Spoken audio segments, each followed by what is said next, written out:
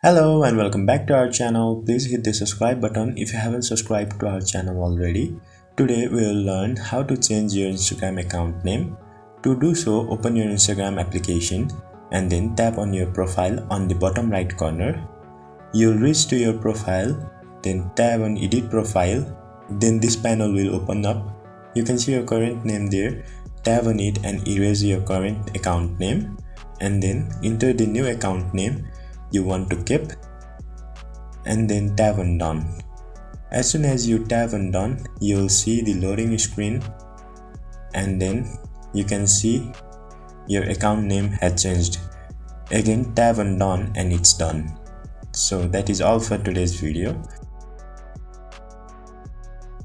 Thank you for watching the video till the end and let us know if you face any problems on the comment section below. Also, hit the like button if the video helped you and do subscribe for similar content.